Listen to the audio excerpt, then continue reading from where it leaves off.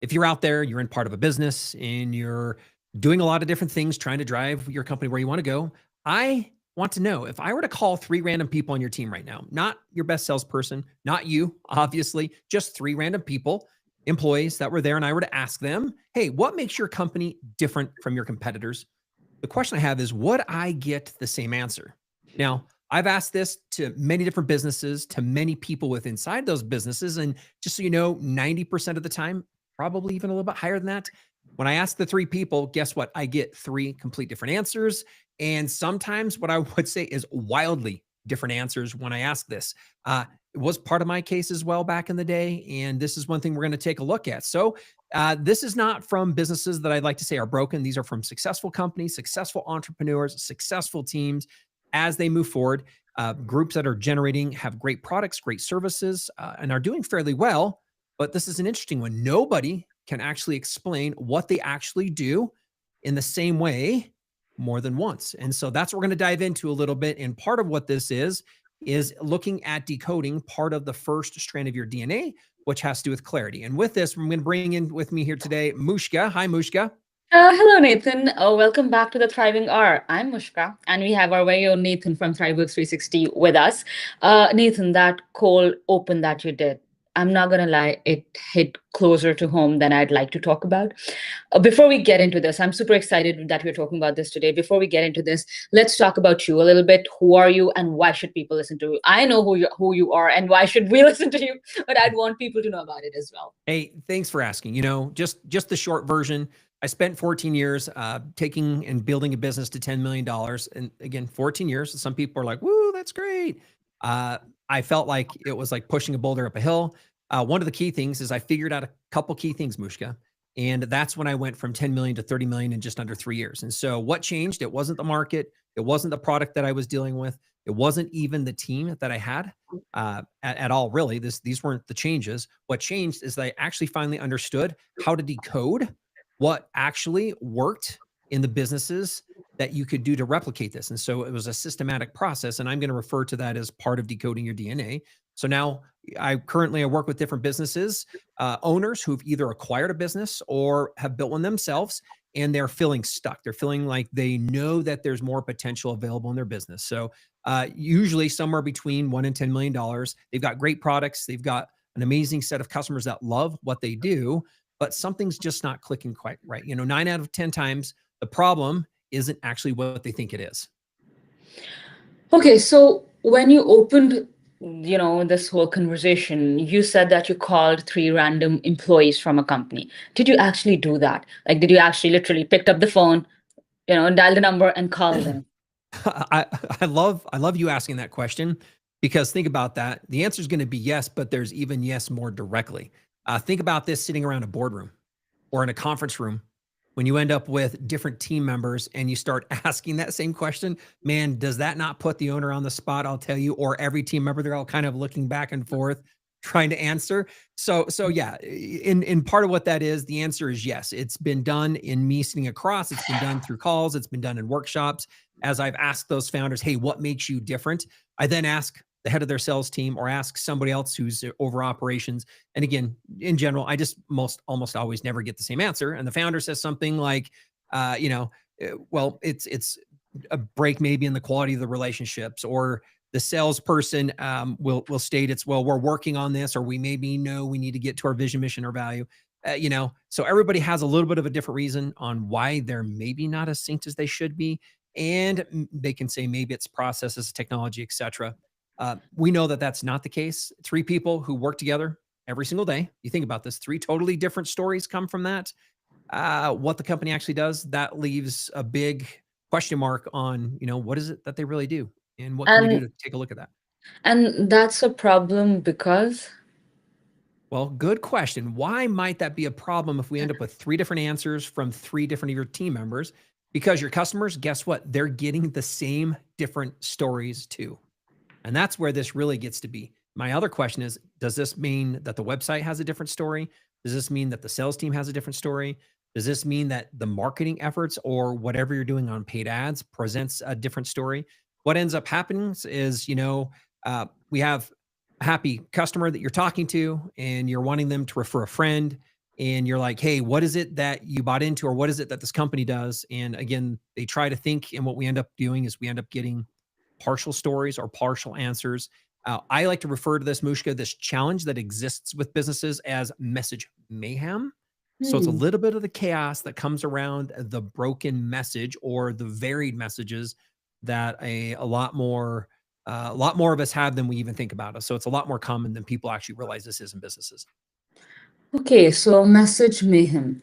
I would want to dig into this because I feel that a lot of people hearing us would recognize themselves here. What are the day-to-day symptoms, or what is it that people can recognize that they might be going through a message mayhem situation? It's a great question. So again, what might this do, or what might this lead to in a business? Well, here's what I see over and over again.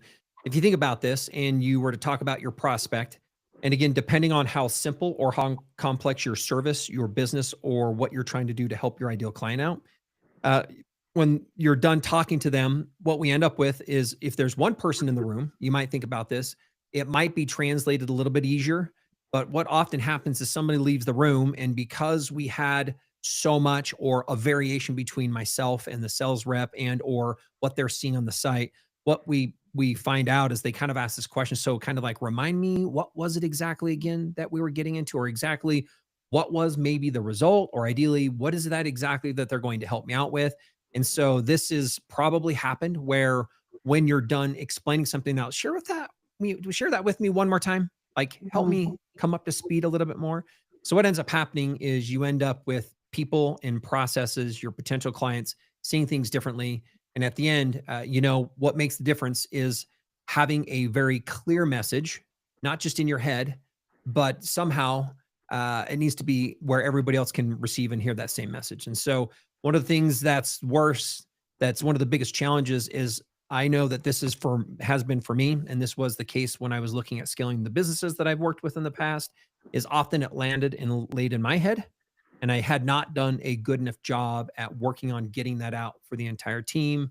And so what ended up happening is I was kind of the only one who really got that, and that leads to a set of other challenges as well.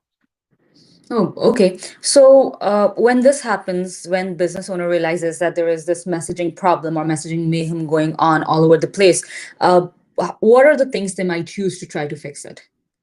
Well, if you think about this, if I was in the room, and if you're an entrepreneur or you're a person out there that's trying to drive success, you could often say, and we've heard this, is maybe somebody else just can't do it as good as me. And sometimes it's like, I've been around the industry, or I tend to know more. Maybe you've had more calls, maybe you've been across from more clients. But what ends up happening is the conversion of your ability to close sales is dropping. The ability to sell the product drops if you're not in the room. And so what happens is you feel like you can close the deal, but the challenge is your team can't seem like that, or the context around it. That might even be what's posted on a website. That might be what you're doing in socials. It might be what your marketing team's trying to convey.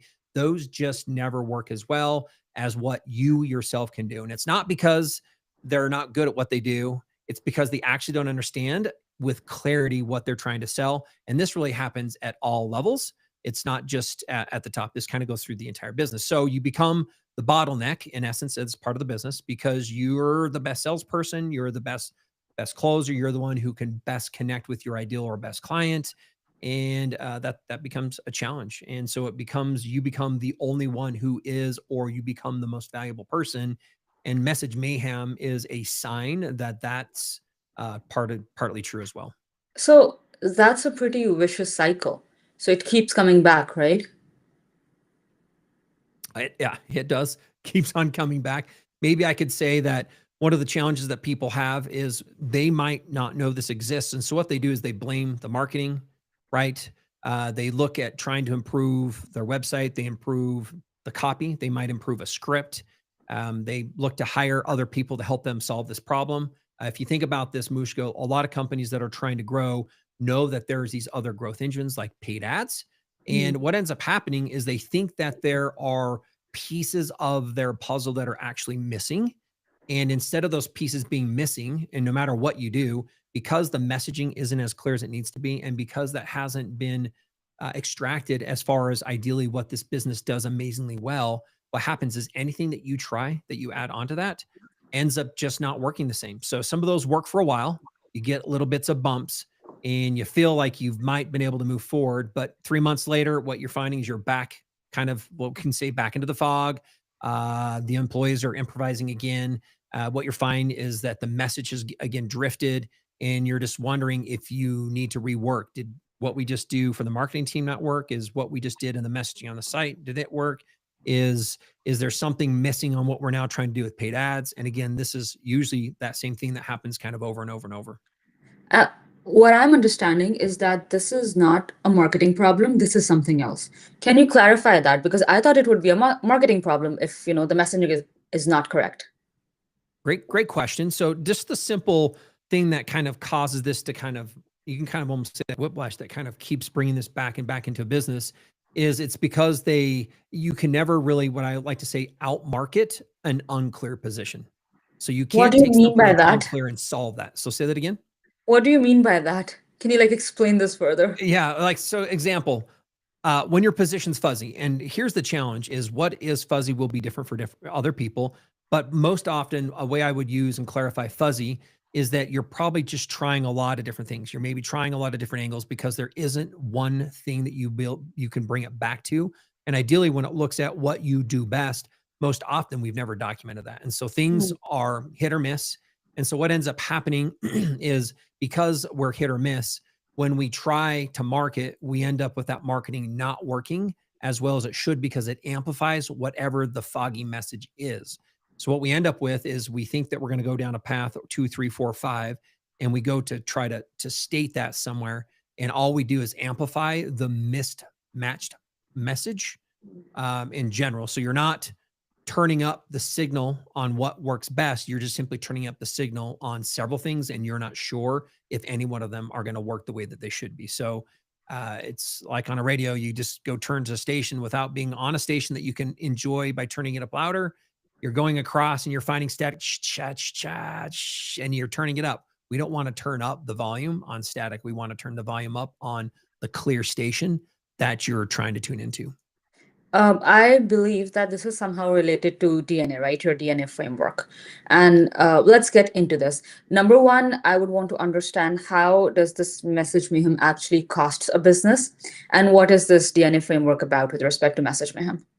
Thank you for asking that. This would be what I refer to as a DNA problem. Okay. Yeah. So part of that's decoding part of what your business DNA is. So let me explain a little bit, because this is the thing that legitimately changed things for me forever.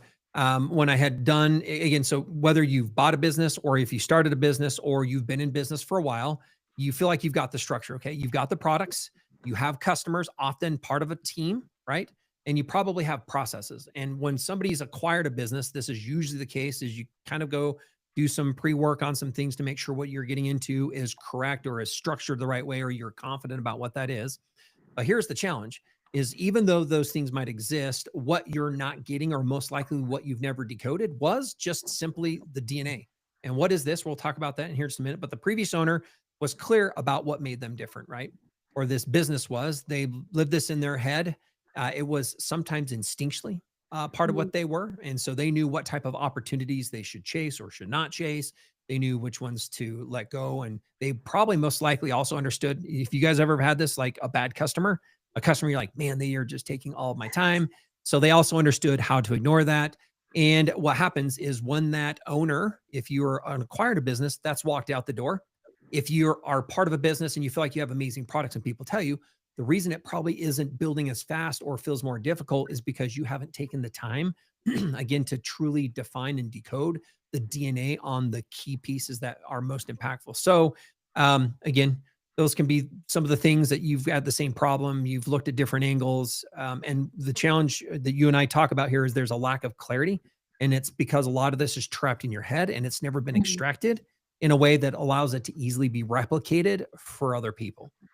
And so usually this is not a communication problem. Okay. This isn't a marketing problem. And it's not even really dealing with your team, because often we're like, maybe my team's not doing, or they're not good enough. Again, this is really, I just call this incomplete DNA in simple. So specifically incomplete DNA, this is part of the first strand, which is clarity. And when you don't have complete clarity on this part of your DNA, it's the first strand again. And we think this is one of the beginning phases to help people understand, in essence, their business's genetic code. Okay, I love this. This sounds really interesting. I think you're onto something. I'd want to understand the DNA framework more. But first, can you put some numbers to this? So you know that my mind works in stats. So if you could put some numbers into this, and I would actually want to understand, how does this message mayhem costs a business? Thanks for asking that. Let me have everybody who might be still sticking with us as we're going through this. I'm going to give you some hard numbers for you to think about. So let's do some math about what the impact can be, right? So you think about them when a prospect doesn't fully understand what makes you different. Okay, think about that. What makes you different? Then what they tend to do, if you think they tend to default to the only comparisons they can make. And generally, with most businesses, products and services, if you think about that, it's the price shopping. And I would say here within the US, we're very, very guilty. We're always looking for best price. It's kind of the bargain, it's the value. And so when you don't know and there's no way to be very distinctly different, then what they end up looking at is it's always like, is this going to be worth it from a price perspective? So you become a commodity, okay? And commodities compete on cost. So research shows, if you can think about this, that unclear positioning can cause up to 65% of your prospects, your potential clients, to walk away, and most likely because they're confused, okay? Not because they didn't, sorry, not because they didn't like what you did, but they just in simple didn't get it. So here's going to be something, and this there's a couple numbers, so just listen and be patient as I give you a couple numbers, because depending on the entrepreneur, depending on the business, these numbers vary greatly. As an example, if you're in part of the e-commerce world and you're selling products, a lot of people will sell things 50, 100. A couple of the companies we've worked with sell products upwards, by the way, of $20,000 to $40,000. You might say you have a couple $100 of products, okay? But if that's the case, and we're talking 65% of your customers leave confused because the message is not as clear as it needs to be, out of $1,000, in essence, you're leaving $650 on the table. Well, let's just up the ante. Let's say that that customer on average is $10,000. Well, that means, and that might be over their lifetime. It might not just be at purchase one, because often once a customer buys, hopefully you can keep them buying again and increase that lifetime value, or what people refer to as LTV. But again, let's say that customer's worth $10,000. And if we then have the statistics that state that when people are confused, they're less likely to buy, 65% of that is $6,500. Now, again, I've worked with businesses that have clients that are valued up to multiple years, and not just 50,000 or 100,000, but potentially hundreds of thousands of dollars. So as an example, $100,000 client over a lifetime, you could say you potentially have lost out on $65,000 of business. Now, again, it's not that that's once you have the customer. This all happens before you ever get these clients. Okay. And so this is a pre-process, and that's the implication of what can happen. So take 20 prospects a month. Let's say that can be, well, long story short, if it's 10,000, and let's say we can do 20 clients, would be 200,000, and 65% of that's going to be about $130,000 lost as part of the potential that was on the table that we ended up leaving off the table because your DNA isn't complete. That's a huge number, Nathan. And I'm just thinking about this number being so huge, and that's just from confused people. It's not even counting the operational costs or the bottlenecks or all the other costs. So, wow. Yeah, you're right. I mean, that's exactly it. It's a hidden cost, again, that most people miss. They don't even understand that exists. So when your team can't articulate the value, every important conversation, if you think about it, if it needs you, every sales call, and depending on how much you have to be involved, every partnership discussion, every potential proposal, again, all those, what's happening is you're not able to scale these things. And it's because you're ending up having to work harder. And again, those different key pieces, that value ends up getting left on the table, or it walks out the door with what might have been your potential client or customer. And I'll just add one more thing here, Mushka, before you kind of bring something else up with this. If you can think about this simple part of clarifying this strand on your DNA is also what helps increase close rates. And that's a term depending on how you sell your services or your business or your products. Sometimes it's on a phone call. Sometimes it's just on a site. Sometimes that's in part of a group conversation. The bigger the ticket, usually the more people that are involved with a business that you're trying to work with. And what we just find out is that you just end up closing much less of your existing opportunities than you could have. So let's say you had 10 meetings. Are you closing 2 of those? Are we closing 3? Or are you closing 6 or 7? And some people might say that's not possible. Mushka, you're a lot more likely to get to those numbers when you understand with complete clarity this first strand of your DNA and part of the messaging. And it goes past this, right? We're going to talk on a couple other podcasts about the second strand of DNA, which is who your 1.5% best buyers are. But often, again, I've said across from every single, like literally every single business. In fact, the business that I took to 30 million as I began to implement this, I finally understood that I was learning something that made companies great. And I keep on looking at how many companies just don't know this. And it's amazing. Like I said, over 90% of the companies do a great job, but this is one piece that nobody has spent time in order to hone in on. So, well, that was a long explanation about this. So go ahead. Sorry. So let me make sure I understand the DNA piece. You're saying that clarity, the positioning, is like a genetic code for the business, right? Yeah. And I love this. Let me just give you an example on this. It's an analogy. I think that I hopefully can help you make this click. Imagine, and we probably have all seen this, or you've done one, somebody hands you 1,000-piece puzzle. Okay. So here's this amazing puzzle. But by the way, it's just the box. There's no box top. So you don't have a picture. Okay. So there's no picture to work off. It's just a pile of pieces. Mushka, what do you do? I don't know, start by the edges, I guess, sort by color. Yeah, right. I think that's what we'd all do. It's like what seems easiest. Oh, think about the edges. We know flat pieces. Yeah. This is what I've done. Start to sort, right? We start to sort. You're right. We start to look at the edges. We start to look at the color, and we start to make some progress. But here's the thing: is you're never quite sure what you're building. If it's the right thing, you're simply moving pieces around, right? Hoping that the right pieces click together. And that's what most business owners are doing with their positioning. Just so you know, they've got the pieces, they've got the product, they got the team, they have value that they have delivered. All right. But nobody has given them what I like to call the box top. So nobody showed them, nobody gave them the picture on what the complete picture actually looks like. So they're simply moving and putting pieces together based on what they think and feel they best are. So the clarity DNA is the box top. So think about that. Puzzle without a box top. You're trying to work through things. Again, a lot of businesses can start to put those together, groups of color. However, when you have complete clarity, okay, so the clarity DNA, you end up getting that box top. And not only do we know colors and associations, we start to know locations. And it makes it a lot easier because we can start to look at the lines because we know what we're building towards. And so, right, so is the picture now, it's the thing that shows everyone, your team, your customers, what you're building and how these pieces fit together. Without it, again, you're just simply guessing. And guess what? So is everybody else. So, what I understand is when you buy a business or when you build your own business, the box top never got created. The box top just stays missing. Yeah. And some people might think they have the box top. So to your point exactly, the previous owner, they had clarity.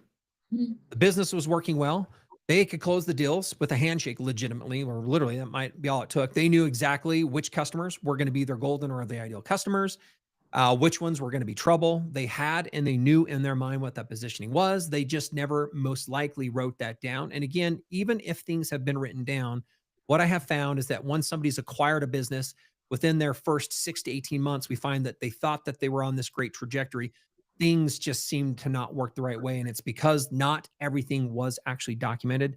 The nuances and the instinct of what that owner was, or even key team members on that team that they had, if they're no longer there, the box top kind of has been lifted and it's been removed. So you've ended up with the pieces and the parts, but it's no longer there. So that's just because it often was never written down because they didn't need to. It was obvious. I know that even in this business, as we've continued to drive, a lot of the people will tell me the same thing. And a lot of that is, how do we get that puzzle out of my mind? And how do we get that out of our team members' minds? And then how do we help our clients get that out of their minds, right? So that it's not just obvious to them, it's obvious to the rest of their team. So the clarity was decoded in their head, and when they handed you the keys to the business that you acquired, or a business you've now been trying to work or build on for a period of time, the code didn't transfer. So you inherited the business, which everything looked complete and nice, but the positioning, that key clarity on the DNA, the genetic code that actually made it work best, walked out the door when they walked out the door. So how do you fix it? Like, how do you complete someone's clarity DNA or the first strand of their DNA? How do you complete this? I'll just share a couple of some things. It's not by working harder on marketing. Okay, that's not it. By the way, it's not because that you need to hire better team members and positions. It's not better copywriting. It's not doing potentially part of a rebrand, which happens is like maybe our brand needs to be refreshed because I feel like I now have this new baby that I want to put in my own clothes, right? That's not it. So you fix it by going to the source. And so again, we call this part of the clarity system, and it has three parts. Walk us through it, please. Okay, part one, fixing what already is working. Mushka, you and I know that when we've gone to businesses, a lot of people think you got to reinvent the positioning. We actually just want to find the positioning that's actually hiding in some of their best results. So that's part one, is just find out what's already working and what's already hiding behind what already is providing best results. Number two is we like to call this your 360 position. So your best position. And this thing is the thing that you can do, okay, that nobody else can quite do the same way. And when you do, it actually makes your competition irrelevant. And I'm going to come back to that. It's what you do so uniquely well. Again, not what others can do, what you do so uniquely well that it makes your competition irrelevant or your products and other competitors' products irrelevant, if that makes sense. Part three is to align part of, again, what you've already found that you do well, part of what it is that you do so differently. And we want to align that with how, how you're offering that to your potential customers and clients. So everything that you sell, every service you provide now is clearly delivering on that position. So when these three pieces are in place, again, the message mayhem disappears. Everyone tells the same story, and you stop ending up being the person that kind of needs to be brought into those, and you stop being the bottleneck. Okay, so let's go through each one. What's part one, and how does it look like? With our businesses, when we start Mushka, we talk about part one being part of Compass 360. And this is where a lot of other consistencies start looking. They think, is it what's broken? And they're going to start somewhere else. So we start with what's already working. So a lot of people think about, hey, what's broken and what's not working in your business. If you go out there and you go hire somebody, you're going to try to fix what maybe is broken. And we don't. We start with what's already working, because here's the thing. If you already have pieces, you already got great positioning, and it's just scattered, right? A little inconsistent. Then what we can do with Compass 360, it's about finding those key pieces and being able to bring those together with some clarity. So how is it different from a branding agency? Good question. A lot of people ask, so you just do marketing? I'm like, well, no. Most businesses, when they want better positioning, they really start from scratch. They hire often a brand agency. They might go hire just a marketing group. They look at doing brainstorming sessions. They try to invent what I want to say differentiation, and it feels productive. You can look at getting some nice pieces together. Maybe it's updating landing pages. Maybe it's you're getting the marketing team to bring together some strategies on what you think you're going to share. And the challenge is, again, with part of this is it feels like it ends up being new, like a new message, a new tagline. And the challenge, again, those things, ideally, they're just not going to really stick. And it's because it's not connecting with what you've actually done already as a company that's true to your business. And so here's what works better instead. So you take a look, and this is going to be random for your company, but your top 10 customers, let's just take an example. The ones who love you, not just like you, but love you. They love paying full price. And in fact, they actually are looking for ways to spend more with you in your business. And the ones that like to and are excited about legitimately, they're just going to stay with you forever. Okay. And these are the groups also that are probably your best advocates and refer other people. And what we can ask, and we can start to find out, is what do they have in common? What made them choose you? You can say, what made them choose us? And what are they saying about you when you're not in the room? And we do part of a test that we can call like a bar stool, but it's the same thing of what somebody honestly is going to say. So that's an ideal thing. That's what we look at. Your 10 best customers. We refer to this in the second strand as your 1.5% of your customers that create literally 60% of your revenue. And we get to know them more personally. And so those answers to those questions is what gives us the clarity on where you're currently at in your positioning. And it's one of the key things that often most businesses haven't extracted. So it's like you're not creating something new, rather you're uncovering something that's already there. Yeah, you're exactly right on. So your best positioning isn't something that you invent. It's not necessarily something you discover. As part of this Compass 360, we do 4 things to help really identify this. So again, we talked about utilizing what we call we refer to this as your top 10 50s. And there's a series of questions we can ask your best customers. And when we do, we can get your top and your worst customers so we can know the divergency of this. We start to find the patterns that show up, what makes someone a perfect fit versus what makes somebody a drain on your resources. The second thing is we look at auditing the current message. So what you're saying on the website, in sales calls, different type of proposals or ways that you're presenting your service or your products.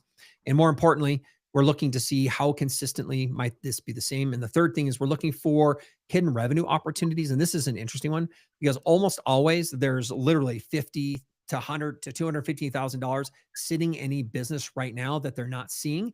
And part of this is because it's a combo of the wrong pricing, wrong messaging, and their untapped conversations with the customer segments that they already have on offers that should exist but don't. And again, this is, if you think about this, not reinventing, to your point, coming back to what already has worked the best, honing in on that, and then finding how there's already opportunities within those existing groups to what we like to talk about, mine a little bit more.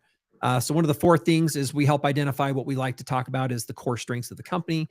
So what are the things that have been shown from these clients that we can grab a hold of? So what's the evidence so that we're not just assuming on the strengths that you guys have as a team, and not what you think you're good at, but this is what we wanted to find, Mushka, of what you are actually good at based on the things that have created wins in the past. That sounds like a lot of insight just from a diagnostic phase, not gonna lie. Yeah, I'll tell you, this can sound more complicated than it is. The biggest thing that I would like to share is that, you know, by the end of something like this, the Compass 360, you get to know exactly what's working. You understand what's broken. You also understand what some of the quick wins are that have been hiding in plain sight.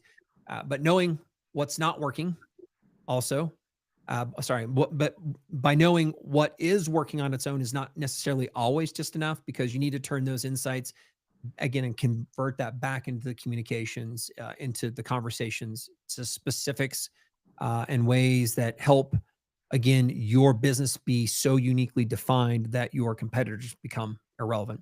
And sorry, Right, go right. ahead. So, is this the position 360 piece that you mentioned once? It is. You're right. I guess part of what this does is as we begin to look at the end of Compass, our goal is to start to bring those things together. And it leads us into the second part, which is part two, is part of our position 360. So this is where we define what you can consider your 360 position. And so the first is getting to understand who you are. And the second thing we build on is ideally what makes you so different and unique than others. And then I'm going to say cut. We're going to come back to this, and we're going to go back to It's Compass. 11:30. I needed to meet Eric. I just didn't realize. Okay, cut. We're going to come back to cut. So Yeah, I'm just going I'll to just read through this here quickly. So 1, 2, 3. By the end of Compass 360, you know exactly what's working, what's broken, and when the quick wins, where the quick wins are hiding. So by knowing what's working necessarily isn't enough. You need to turn those insights into a position that's clear and so specific that the competition becomes irrelevant. And that actually is what leads us into part two. And so part two is what we call position 360, Mushka. yes. And so this is the part that often a lot of businesses also don't take a look at. This is where we define what your 360 position is. If you've ever heard of something like a blue ocean or unique positioning, this is where you get to know, instead of competing in a space where all your competitors are, this is where you can go find something, a new place, a new piece to communicate things differently. So you're not fighting over the same customers, and you can create a clear, unique place. And so we call that 360 positioning that allows you to become the only option for your customers and clients. And this sounds great in theory, but how to actually do that can be a little bit tricky sometimes. All right, then. Let's pause it here and let's come back to it.